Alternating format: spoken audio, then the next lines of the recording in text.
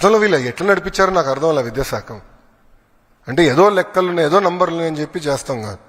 రెండోది, నిజంగానే వాళ్ళంత భావించుంటే వాళ్ళు ఎందుకు ఇవ్వలేదండి? అమ్మ ఒడి ఎందుకు ఇవ్వలేదు వాళ్ళు? ఈరోజు మేము ఇస్తున్నాం. అర్హులు ఎంతమంది ఉన్నారో వాళ్ళు ఇచ్చేదాకా మేము సిద్ధంగా ఉన్నాం. మొత్తం లిస్ట్ GSWS ముందర పెడతాను, బయట పెడతాను. లేదంటే ఎవరన్నా రాలేదనుకుంటే మన మిత్రకెళ్ళి ఎందుకు రాలేదో తెలుసుకోవచ్చు, కరెక్ట్ చేసిన మార్గం కూడా ఇస్తున్నాం. సో అర్హులు ఎంతమంది ఉన్నా ఇచ్చేదానికి కూటమి ప్రభుత్వం సిద్ధంగా ఉంది. I can give you all the data, నాకు నో ప్రాబ్లం. మొత్తం డేటా నేను మీకు ఇవ్వగలుగుతాను. ఎందుకంటే గతంలో విద్యాశాఖ మంత్రిగా పనిచేసిన వాళ్ళకి డిక్షనరీలో ఏముందో కూడా తెలియదు.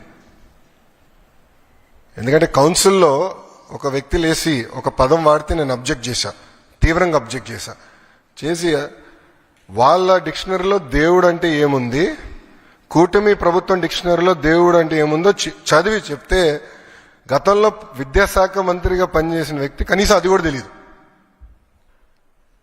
అంటే డెప్త్కి వెళ్ళలేదండి. ఈరోజు మేము అందరం హర్నిసలు కష్టపడి డెప్త్కి వెళ్తున్నాం. ఎందుకంటే పిల్లలది ఫార్మేటివ్ ఏజ్, సరైన దారిలో పెట్టాల్సిన బాధ్యత మా పైన ఉంది. అందుకే మీరు చూస్తే చాగంటి కోటేశ్వరరావు గారిని అడ్వైజర్గా పెట్టుకున్నాం. ఆయన ఏ కంటెంట్ అయితే తయారు చేశారో విలువల పైన అది మేము పిల్లలకి ప్రింట్ చేసి ఇస్తున్నాం. ఇట్లా చాలా సీరియస్గా మేము తీసుకుంటున్నాం. ఒక ఛాలెంజ్గా తీసుకుని పనిచేస్తున్నాం. అది కూటమి ప్రభుత్వానికి ఉన్న చిత్తశుద్ధి. 5 ఉంటే 5. ఎస్,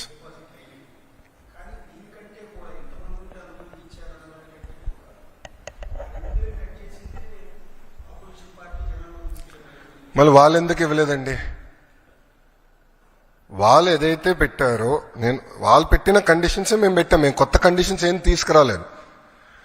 గత ప్రభుత్వం పెట్టిన కండిషన్స్ ఏదైతే ఉందో అదే ఫాలో అయ్యాం. ఎలిజిబిలిటీ క్రైటీరియాకి ఎలిజిబిలిటీ అయ్యేదానికి ఏదైతే ఉందో మెకానిజం అదే మేము ఫాలో అయ్యాం. సో వాళ్ళు మమ్మల్ని ప్రశ్నించే హక్కు వాళ్ళకి ఎక్కడుందంట?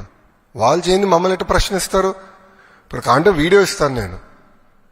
వాళ్ళ పార్టీకి చెందిన నాయకులు ఎంతమంది పిల్లలు ఉంటే అంతమంది పిల్లలకి ఇస్తానని చెప్పి వాళ్ళు ఇవ్వకుండా మమ్మల్ని ప్రశ్నించే హక్కు వాళ్ళకి ఎక్కడి నుంచి వచ్చిందండి? మాకు ఆ చిత్తశుద్ధి ఉంది, మేము ఇస్తున్నాం. 2 ఉంటే 26,000 ఇస్తున్నాం, 3 ఉంటే 39,000 ఇస్తున్నాం. అది కూటమి ప్రభుత్వం అనుకున్న చిత్తశుద్ధి.